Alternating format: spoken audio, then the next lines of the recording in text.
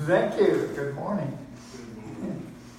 The article we did this week was The Secret of God's Love, which is a pretty big issue. Anybody agree?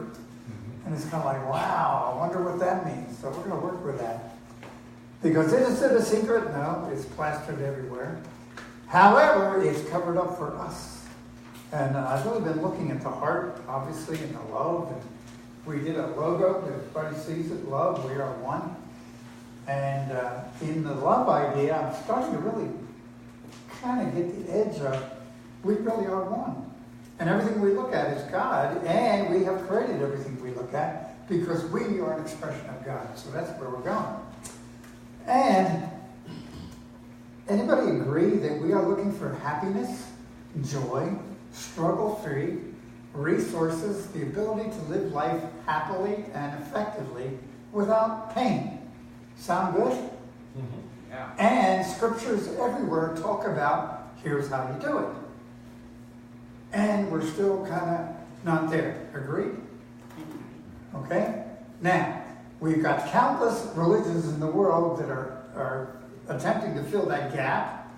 We've got thousands of self-help books and seminars out there. You go to a seminar on anything. How to grow more hair, how to, whatever. Haven't been to that seminar. But anyway, the whole idea is that everybody's looking for this place that we call heaven or nirvana or whatever your language creates as that place where everything's cool. If I can use the vernacular. Is that the vernacular in today's world? What'd you call it? Cool. Oh. Who knows? That means... No. No? Okay. Anyway, perfect. So, and really, if you stop and think about it, that is what we're looking for. I don't know why, but Hans Selye's, work came into my mind.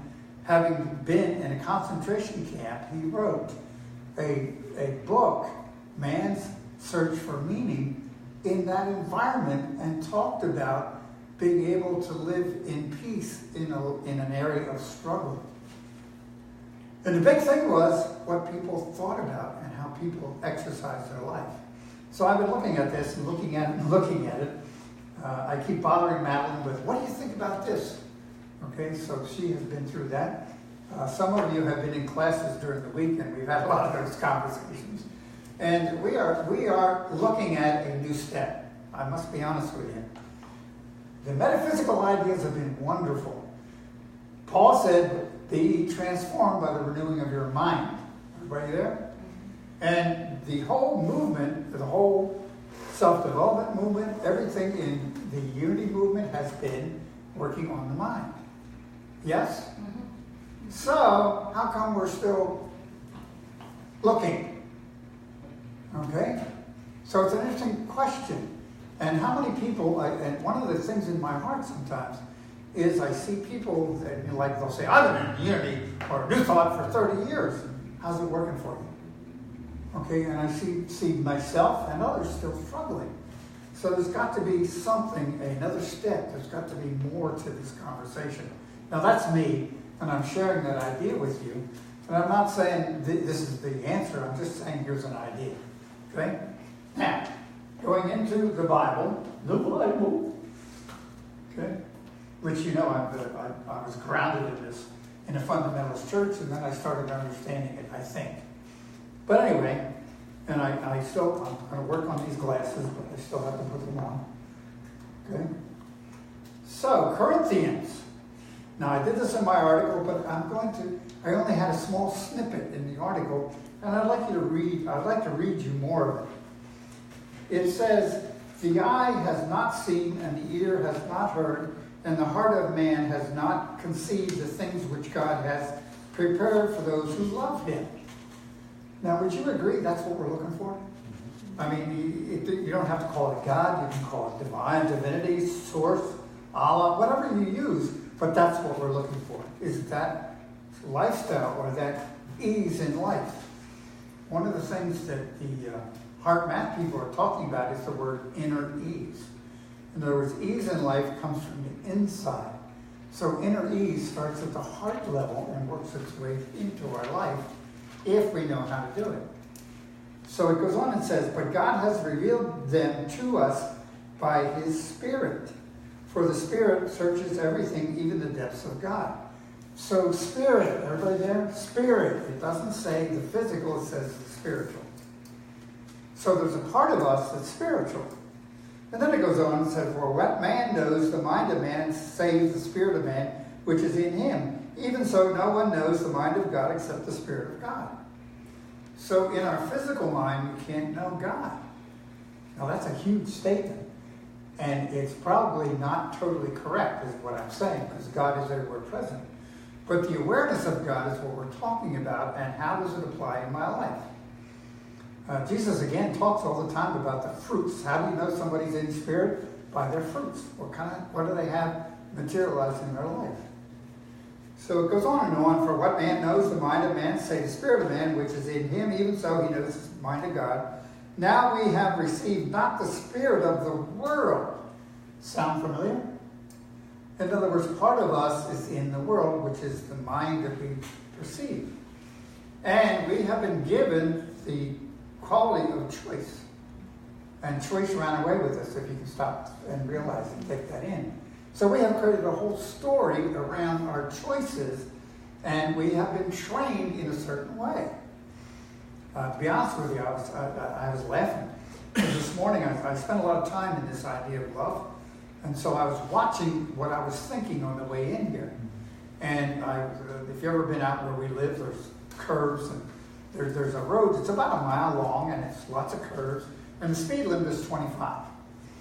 Okay, so I was doing 26, 27, and there's a guy on my tail. And he is really 2 inches off my bumper, if you know what I'm saying. And my thought was, I wonder what would happen now. See, I was in the truck, so I wouldn't hurt the truck. And what would happen if I put the brakes on in a hurry? Yes. I got it. But you see, is that love? No. That's vengeful. I think road rage would happen. Okay, and that's all that human stuff that comes up. You no good, blankety blank. Okay? And then the same old, I got to the stoplight, guys beside me. See, we get involved in this competition, and we are trained in the get back and all this criticism, condemnation, but we're trained in it. Okay? So it's part of who we are, and we don't recognize it. So whatever we think about, we create. So what was I creating when I'm trying to get this guy to slow down behind me? I was creating more of him. Or maybe even somebody hitting me, okay? So the idea is, but they did it to me. No. I'm getting more and more. We are one. And it was really hard for me to acknowledge that God behind me was one with me. Okay? Oh, he was with you already. He was with me. That far away from you. And you know what I'm talking about. And we experienced that stuff. And I was watching how many times I went into criticism, condemnation, just on a simple drive from Black Hawk to here. Okay? And it was fascinating to me. I was annoyed that, the speed limit coming down Heatherwell is 40 miles an hour, and I was behind somebody in the left-hand lane doing 35. Well, you're not supposed to do that in the left-hand lane. You're supposed to be in the right-hand lane.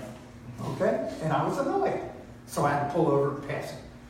So I was looking at how I've studied that for about an hour and a half, 2 hours this morning, and here I am violating it at least 5 or 6 times on the way in on a simple drive. So we go there just like that. Good to know your Yeah.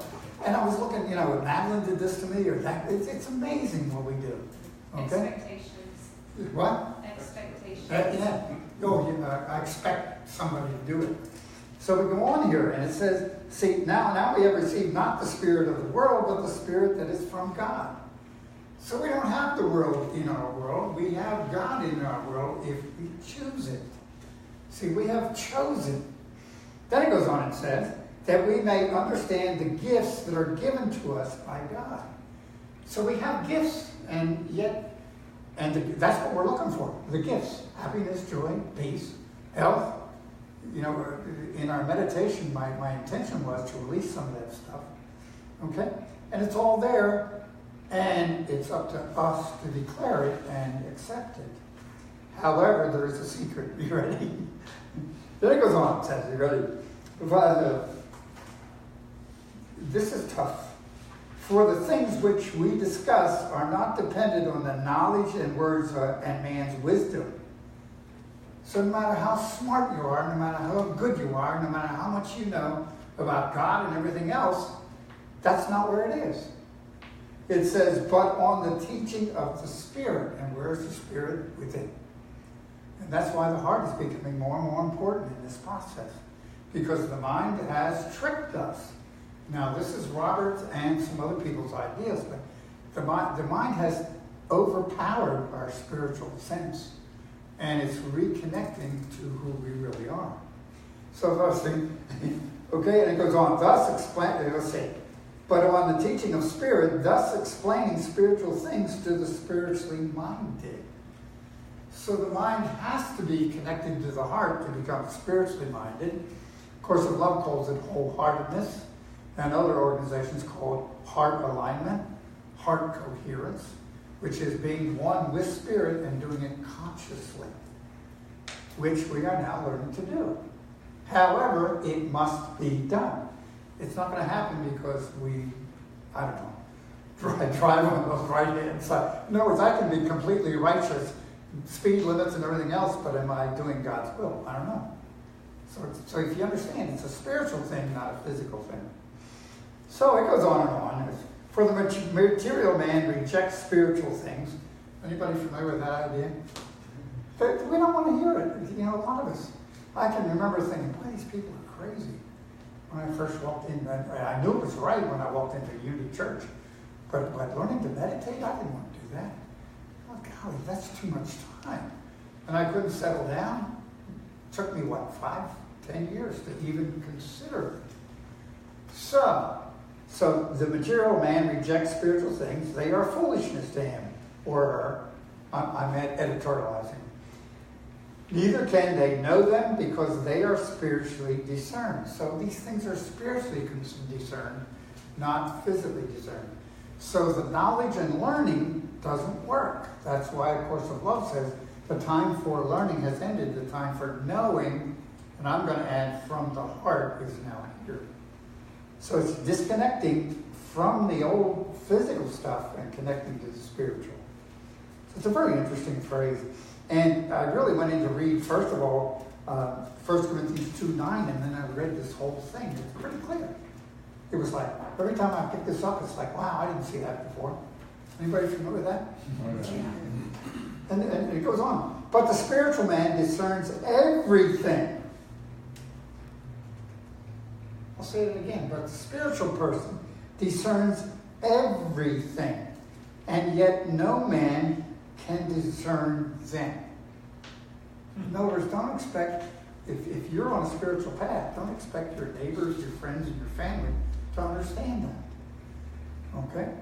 You've heard me say my family's still praying for me after X number of years.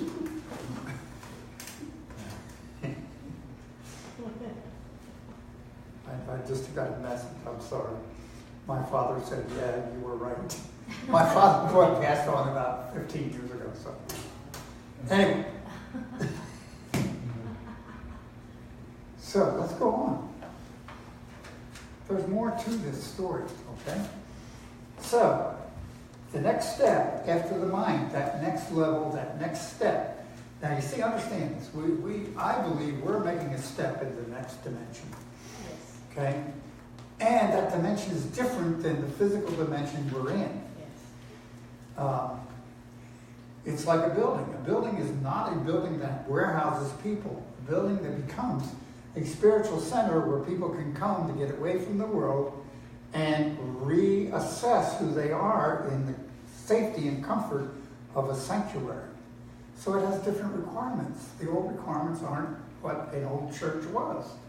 So some of the trappings we experience in the church are not going to be in our church. Now, I can't tell you what, but I know it's different. And you can feel it. There is a difference. Because it's holy, it's a sanctuary, and we're building a building to the glory of God, or spirit, or divinity. So it's a new game. It's a new ball game. And we go on to focus on the mind, learning. Okay, Pat came up with an idea this morning. You were sharing a thought. Do you want to share that with us? I don't know whether it's the right time or not, but I feel it is. It's a quote from Open Mind, Open Heart by Thomas Keating. And it goes, "The chief thing that keeps us separate from God is the thought that we are separate. Okay. Get rid of that thought and your problems will be greatly reduced." So we look at, it's hard. See, I see 20 or 30 of you, you're all sitting there, and it looks like we're separate, but we're not. And we're not. No buts. And. But the idea behind the whole thing is it's a different thought. So we are one. You see that? We are one. And the thing that combines us is the love that is here. And love is an airy-fairy kind of idea, and it's a thing that's not open to us until we are willing to go there. It's that part of us that wants to help, that wants to contribute, that wants to make a difference. It's that part of us that wants to reach out and, I want to say minimize, maybe eliminate suffering in other people's lives. Make it easier. Maybe give them money, but giving them money just doesn't solve the problem. Giving them hope is what solves the problem. So it's from the heart, it's reaching out in love. Everybody there? It's the love that motivates these things. So we are going beyond the existing metaphysical conversation, I believe, on our next step in the spiritual journey. So I'm saying if you're on for this ride, let's go. Okay? Because it's a different idea. It's the same idea, it's just a different conversation. So we can condition the mind and we can overcome things. That's what got me involved in this conversation, 40-some years ago. And it was the idea that I could recondition my mind to create a different world for myself. And that I started out, I was writing, I had tablets full of, you remember in school when we did something wrong, they would have, I will not, well, I used to write, I am very wealthy, rich, wealthy, and happy 2,000 times on a piece of a notebook, okay? I had them all over the place. And did it work? Not yet. But you see, in other words, things started happening, okay? Yes, we always met the rent. Yes, this happens, or yes, that happened. But the total satisfaction had not come. But then it goes on and says, we can condition the mind. Maybe there's a shorter way to reach the infinite through the heart. And combining the heart and the mind into the process we call love. And the problem is we have been so trained in criticism and condemnation, we are been taught to do that we cover up the love that we really is our best light. So, search for God. Anyway, search for God. Maybe it is already there.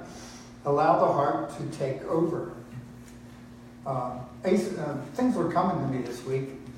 Course in Miracles yesterday. They just happened to end on a paragraph, and I'll teach this. I'll share this with you. You ready? It's actually one of the basic things in the Course in Miracles. It's famous. And so it is in chapter 6, paragraph 13, clearly delineated with italics. It says, teach only love, for that is what you are. Now, how do we teach? We are teaching all the time. The way we interact, the way I interact with Lee, I don't mean to point Lee out, is teaching Lee how I interact. And if I interact with love, would you agree that's a teaching moment? If I interact with anger, revenge, or anything like that, he knows it. So what am I teaching? Anger. Okay? So every one of our interactions with anybody, we are teaching who we are. And are we teaching love? And it says that's who we are. So the only thing we are, according to Course in Miracles, which is Jesus talking basically, is we are love, period. That's it. So what are we teaching when we interact with each other? When we interact with our neighbors? When we interact with our spouse? when we interact with the next door neighbor, our customers, whoever it is, when we interact with the cotton picking chair we're sitting on.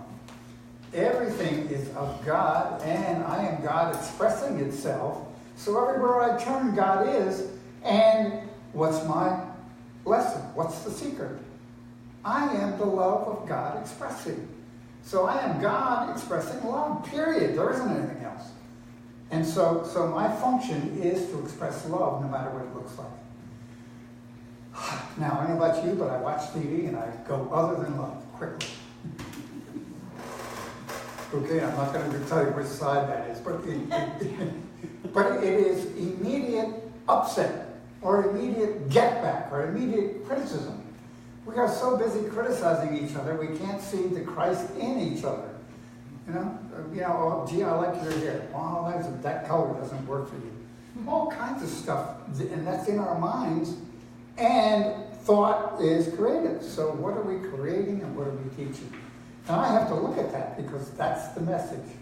So isn't that exciting? But we are love. We are the expressions of spirit. That's the secret. So if I want love, what do I have to do? Give it. There isn't anything else. I've been looking at how do we influence, okay? And of course, we're going to have to do a class on this book. But this is heart intelligence, heart alignment. They call it heart coherence. And this is when the heart beats in alignment with spirit, if you will. And they can actually measure it. We're gonna get one of those machines here in a little while.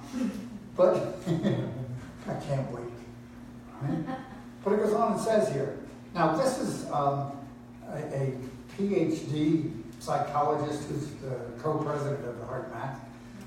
She's a lady by the name of Ronaz. And she says, we have shown that as we practice heart coherence, which is alignment, focusing on the heart, which we did in the meditation, and radiate love and compassion, our heart generates a coherent, or that's in alignment, electromagnetic wave into the local field environment that facilitates social coherence. So they did experiments where they had 4 people sitting at a table. 3 of those people were trained in going into the heart and aligning the heart. The 4th one had no training. And after about 5-10 minutes, the 4th person automatically went into heart coherence with the other 3. Automatically. So we are putting out an energy from our heart. Everybody there? So the question becomes is, what are we teaching by the radiation from our heart? Which is another idea. Then it goes on and says, into the local field environment that facilitates social coherence, which means those around us. Whether in the home, workplace, classroom, or sitting around at a table. As more individuals radiate heart alignment, and I'm using the word alignment because coherence is a little bit fancy scientific name.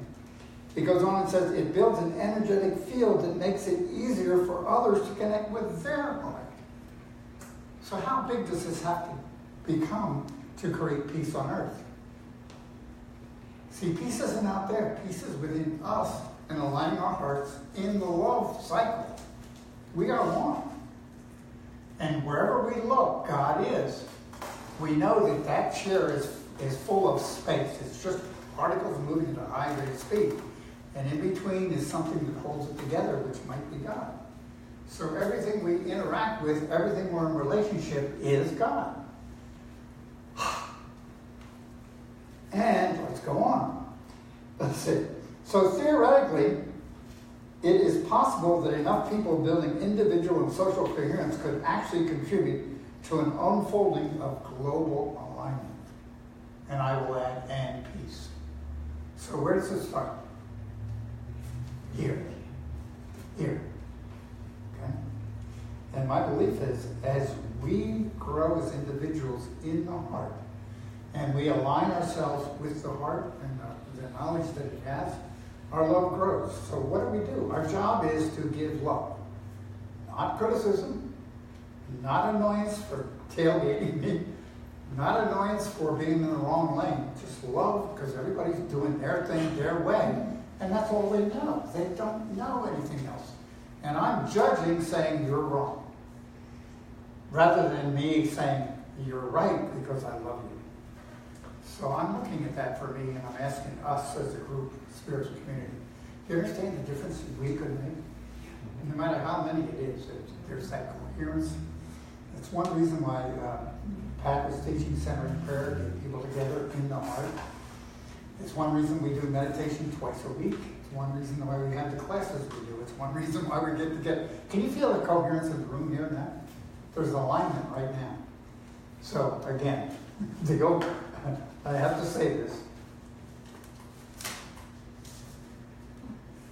Maybe there's a shorter way to reach the infinite. Maybe there's an easier way. We are expressions of God's love, here to send love to the overall cloud, no matter who it is or what it is and any form it is. Okay?